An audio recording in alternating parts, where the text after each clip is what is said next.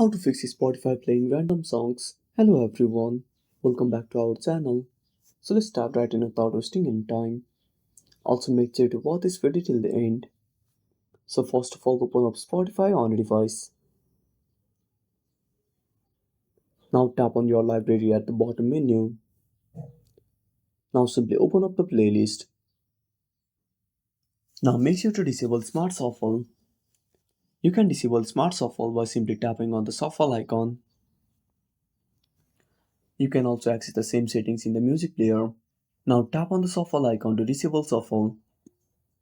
Now simply go back, tap on the profile at the top left corner, then tap on settings and privacy.